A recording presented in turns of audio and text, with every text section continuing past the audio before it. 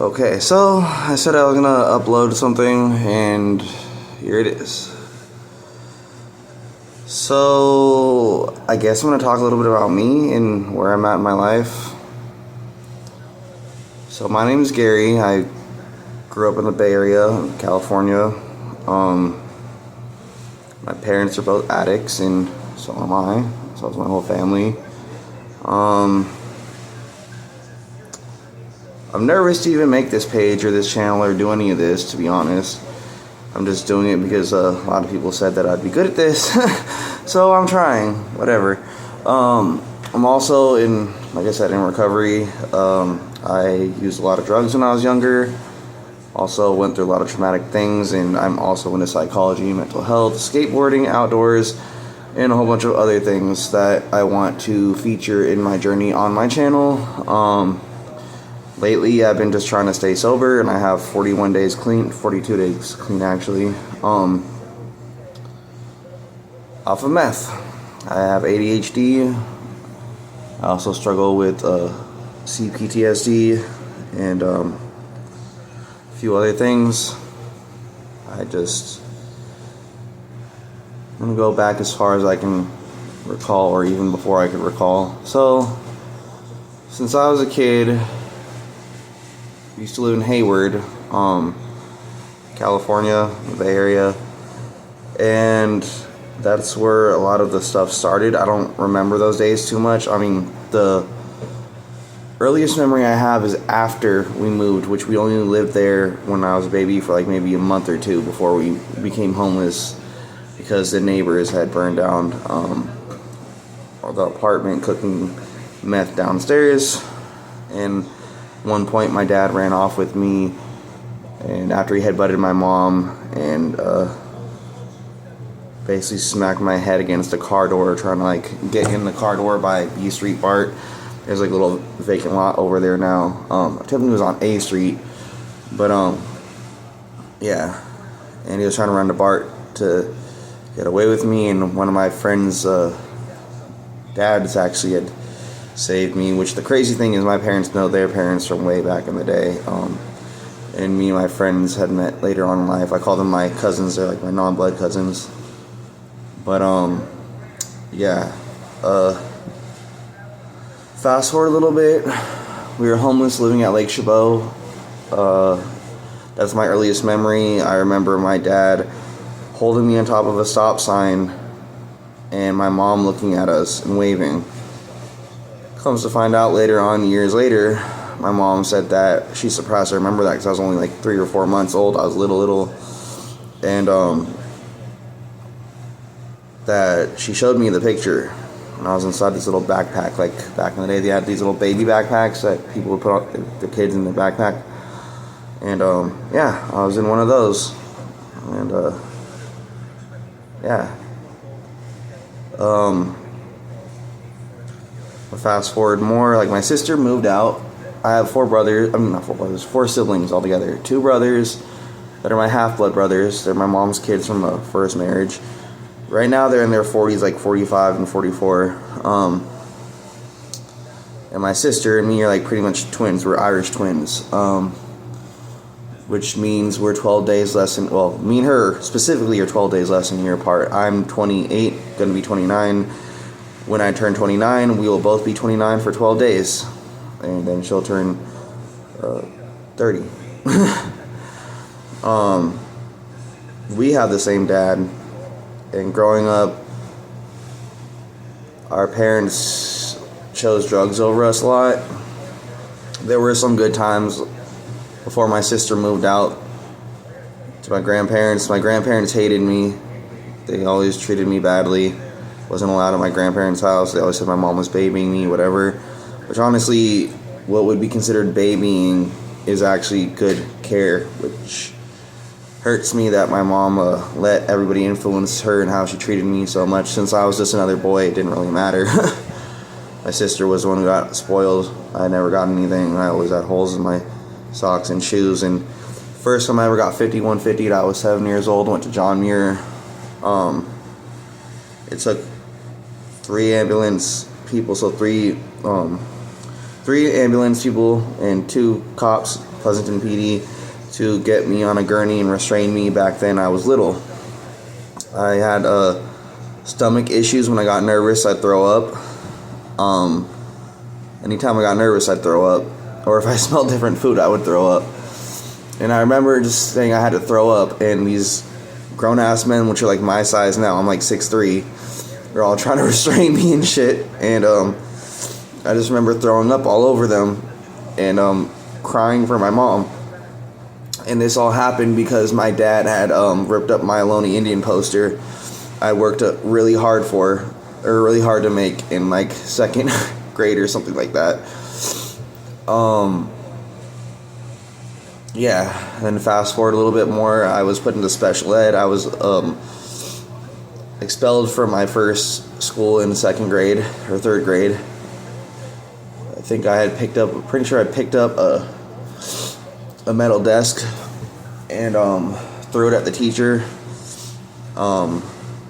Also in kindergarten was one of my first behavioral issues. I had punched another kid in the stomach because he lied and said I stole his cookies or something, and we waited till the very last where the school bell rang, and we were all standing in line, and I uppercutted him in the stomach. And then that was when I had my first IEP. Was after that. I was basically put in special ed by 2nd or 3rd grade, going to school in a different city. Fast forward a little bit more, I was eventually expelled from my middle school, and then went to another middle school in the same school district in the same city, and then got expelled from that one because I punched the principal in the stomach and was put in cuffs in front of everybody. But they also used to restrain us there at that school too. This was called the STARS program, and the school is named Mendenhall. The principal's name was Mr. Brunell. Growing up was really hard for me. I did a lot of drugs, pretty much every drug you could think of by the age of 14. And my dad ended up stabbing me or slicing me, whatever, 11 times when I was 14 years old. My other friend, we had been friends since we were about 10 years old. He was there when that happened, and we've been friends like even since before, like I said. But we're still friends, and he's in recovery too. He's one of my best friends. I don't understand why my 2 best friends would still be my friends after watching me get stabbed or attacked or whatever at that age by my dad. It happened at Bethany Reservoir, and I'm considered a junior. I don't like my name. I really don't. I prefer to be called G or just Grizz.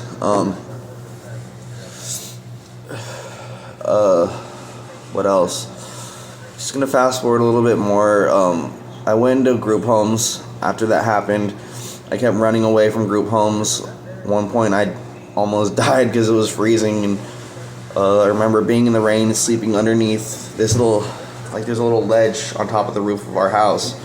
My mom worked at the school, Junction in Livermore, and my mom got back from work, and she said she heard something on the roof. She started yelling, and I was up there, and I eventually came down. She caught me one time when I was coming down. I was blue, wearing some shorts and a beater, and I had no food, so every time she'd go to work, I'd just sneak into the house and steal food and sleep up on the roof.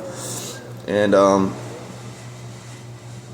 also, while we were at that house before I got taken away, me and my sister would always tell the cops, my dad was high, he was a piece of shit, all this stuff, and they didn't ever believe us. They always just 5150'd me, so I used to go roof hopping. I'd literally run to the roof and jump from roof to roof to get away from the cops. And first time I ever got tased was by Livermore PD, and I was 14 years old, and I ripped out the taser. Ran past 20 cops, drunk as fuck. I just drank this big ass bottle of Jägermeister, the biggest bottle you could have in 4 Locos that night. So I don't even know how the fuck I was running. But I ran, I juked them all still, and then my dumb ass fell over a curb. That's the only thing that stopped me was I fell over a curb. Otherwise I would have fucking ran away from all of them. I would have been gone. They were about to sick the dogs on me too because I kept running. They couldn't catch me. But the curb was my downfall. Damn, it's always that curb. Drunk man in the curb just does not mix. Honestly, I'm not even gonna look at this video once I upload it because I'm too embarrassed to even look at myself in the camera. I don't know why I still have a hard time looking at myself in the mirror. I do have kids. I have 4 kids. And I'm 28 right now, and I'm gonna go into that later on. It's a long story. So yeah, after I got taken to foster care, my first group home. Well, actually, no. Before I even went into foster care, I was already going to another school. I got kicked out of Livermore School District, and I was going to school at this school called Seneca St. Leandro. One of my friends, Darnell, was going to school there too. I didn't know he was in foster care either.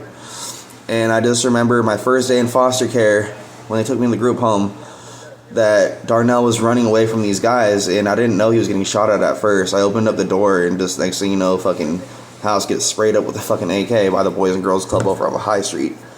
And I was the only one that opened the door for him because I didn't care if what was happening really. At first I didn't even know, but that's just also the type of person I am. I'm not gonna let somebody just get hurt like that. And I opened the door for him. And the staff were all on the ground and everything, and that bullet hole like fucking this close to my head, just like a strip of them, like fucking line right above my head, just this fucking close. And I still didn't care. I just, then I was on ankle monitor at the time. I went to juvie. I went to my court date the next day. I told him I wasn't going to stay in that group home. I didn't know what was going to happen, and it scared me, so I left. And I went to my friend's house. My friend Grant, he was there when my dad stabbed me and stuff, and he has a band now. He's doing actually really good. He's always followed his dream. Him and my other friend, I'm not going to disclose his name because he's in recovery, but those two were always there for me. Always there for me, no matter what. And I just don't know why. I can't get rid of them, but I love them both very much. They're my fucking brothers. For a lot of years, I wasn't around. I went from group home to group home, and I'd run away from group home to group home. The one I hated the most was in Fresno. It was called DNA Associates, DNA for short. It was over off of Blythe by, I think, El Capitan, this little middle school over there. We went to school on site, so we weren't allowed to leave. It was like juvie at home. We were told when to eat, when to sleep. Everyone there, I don't bang anything. I fucking never have. Yes, I've been in jail multiple times. But I was there. They put me on probation, ankle monitor. I went to fucking this group home in Fresno. I couldn't escape. At one point, I was off probation, and I did escape. I was the only kid that ever actually ran away that long, because I ran away for a couple of years. They were about to send me out of state to another program called Millhouse, level 16 residential group home facility. And I wasn't about to go to that. It's like military school. Fuck that, right? So, but I did want to go into the military, though. At one point, I wanted to go to Grizzly Youth Academy, but they said they'd move me closer if I went back to the group home. So I did for 2 weeks. My social worker, his name was Shamat. I'll never forget him. He was the one social worker that actually did really good with me. He was an African American man. He was so fucking awesome. I love Shamat, and I wish I could thank him. I don't know how to get a hold of him, but I wish I could. Just tell him thank you that he really made an impact in my life, along with my other social worker, Kathleen. The other lady that took me away, Bonnie Sorley, that bitch is... I'm not even going with that. Oh, I'm not supposed to be cussing on this, sorry. Yeah, might have to bleep that out, or I don't know if it'll upload or whatever. Hopefully it still works. Yeah. So, I went through some things in the group home, while in homeless. Lived in a lot of different cities, from Fresno all the way up to Vallejo, Oakland. I moved all over. There was not really anywhere I hadn't lived in California. I consider myself a drifter. When people ask me, where are you from? I'm not really from one spot. I'm a drifter. I just barely got my own place, my studio here. I've lived here for almost a year. It'll be coming up a year, July 10th. And, I barely just beat homelessness. I've been through a lot. And when I was homeless, after I left that group home and ran away, and then came back to the Bay. They moved me closer to another group home in San Jose. And my first kid's mom, I think I was about 16 and a half or 17. And I'm not going to go into the street stuff because that's just more traumatizing. I don't want to really talk about that. The stuff before my kid's mom, that stuff is, I'm not ready to talk about that with anybody, to be honest. I was very angry, let's just put it like that. I didn't care who you were, how big you were, whatever, and I was doing a lot of bad things, and I hurt a lot of people. Hanging out with a lot of people I shouldn't have been hanging out with, but I had to do it to survive, and it's whatever, you know. Back and forth between all these different group homes and stuff, and like I said, at one point I even lived in Vallejo. That was off of Tennessee Street, over by the Jack in the Box. But yeah, so when I moved to San Jose, my kid's mother, I didn't know she was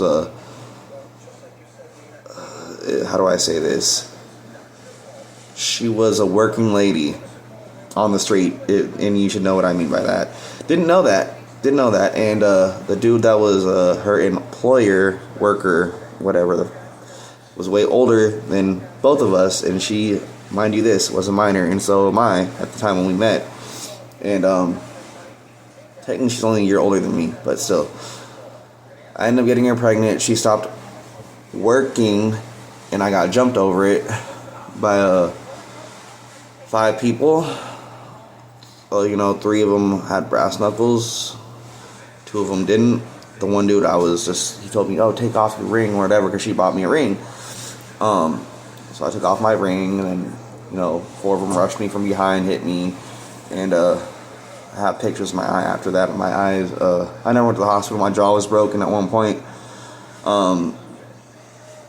If I have my jaw, see how I'm doing this? My teeth are not aligned in the front. If I let my jaw hang loose, that's how my jaw really is. I had to hold it like this, and that takes a lot of work. I actually had to have surgery on this eventually. There's another scar right here when I got cracked too. But yeah. She also had me and her had a really toxic relationship. I didn't know anything about women too much from, I want to say 14 till I met her. I hadn't been with anybody because I didn't have time for it. I was just trying to be alive and live. And I didn't know about that type of work on the street, female stuff, you know. I only knew the young male get down, you know, and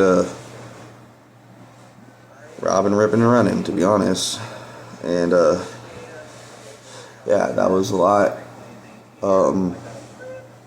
For me, when I met her, we were together for 7 years. We had 3 beautiful daughters, Trinity, Grace, and Ginger. They changed Ginger's name to Mercy, which, thank God, the lady that adopted.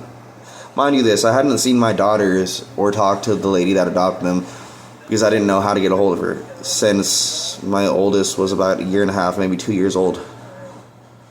And this lady finally had messaged me the other day.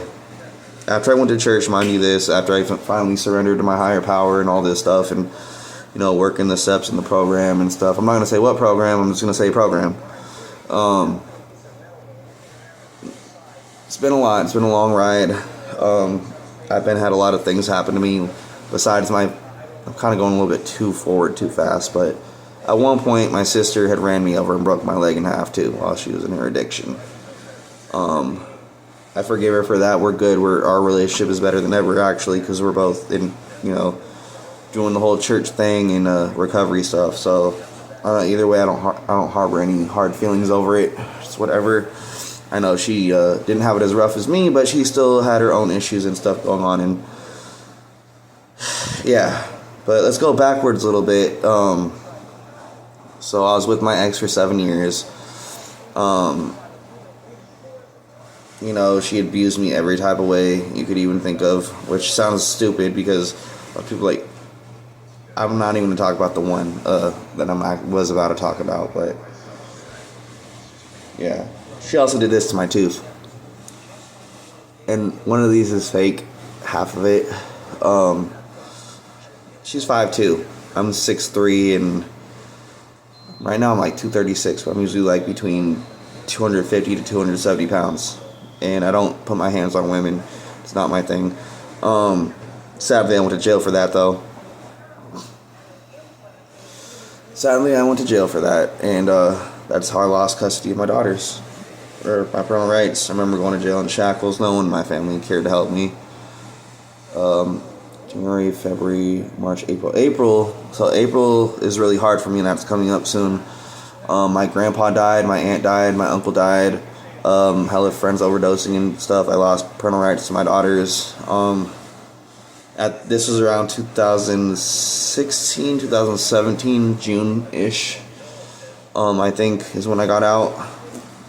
So I was technically locked up before that. I did like 2 years with almost 2 years actually, because I was waiting for a program to open up in Santa Clara County.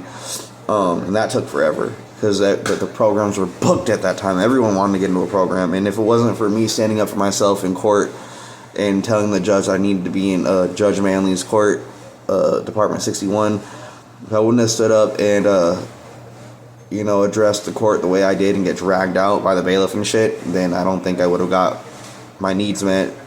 Because I did have drug addiction. I did have a lot of issues and mental health that had never been documented. I'd never been in trouble really with the law until my first kid's mom. And I'm lucky I never got caught for any of the stuff I did. I'd be doing life straight up, and it's not a good thing. That's a lot of this weighs on my heart, and it's hard for me to open up to people, especially with males in general. I've never been able to really open up with males unless they're able to be sensitive. I am straight, and I love women, straight up. But that has to do with my mother issues and the psychology behind that, whatever. But yeah, I'm not gonna go into those details. But long story short, I've been through a lot, and this is who I am at the end of the day. I've almost died so many times, and I'll bend over backwards to help anybody that I can, any way that I can. I'm happy for once. I'm proud of myself for once, and I'm starting to love myself just a little bit.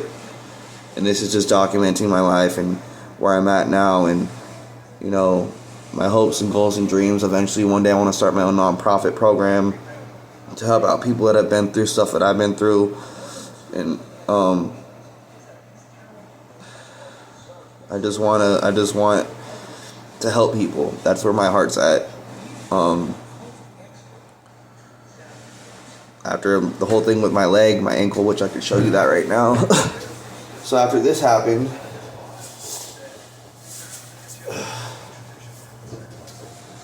I have another one on the other side. I have to have a third surgery on this, actually. Ow.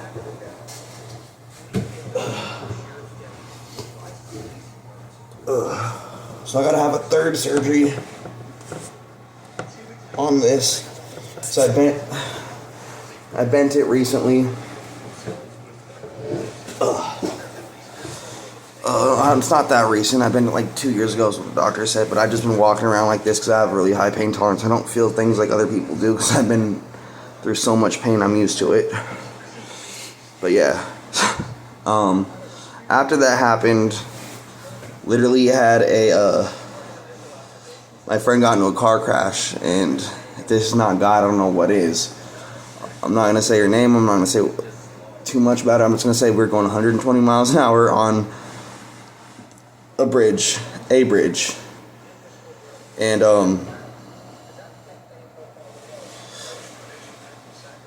when we crashed, she hit the brakes. We fishtailed, and then we started to spin out, and she smacked into a dump truck, and another truck hit my side from behind. The back two doors were like this, pancaked in the back seat. There's no trunk. Gone. Engine block up here with us. She got knocked out. Her Chucks, her Converse high tops they flew off. My crutches were bent. I didn't get knocked out, thank God. But I felt the impact. Everything went into slow motion. Like on an iPhone camera with the slow motion, that is literally what everything looked like. Seeing all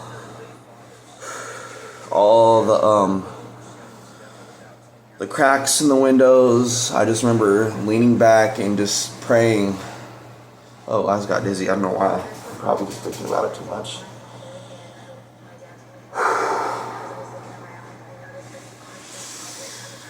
Yeah, this was all right after I had surgery.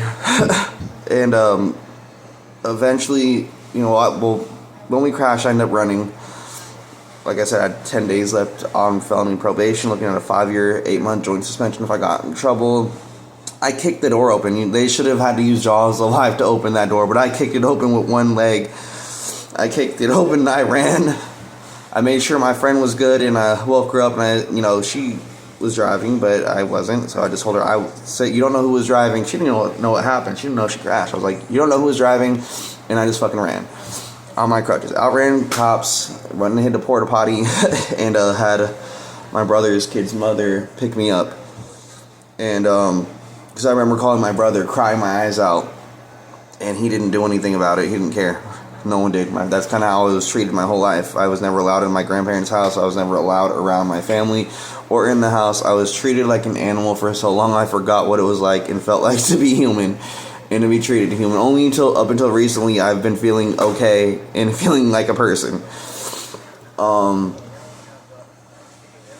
have a baby puppy I have with me now. Her name is Lucy. I'm going to bring her out just for a second because she gets kind of annoying. No, she's good. She's not annoying. I feel really dizzy right now. Probably just flashback. I just remember spinning in that car and come here, baby. Come here. Come here, my doggy.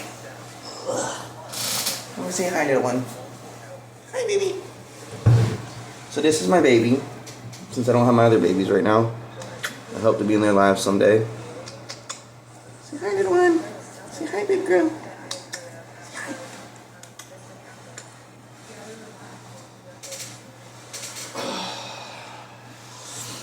But yeah, so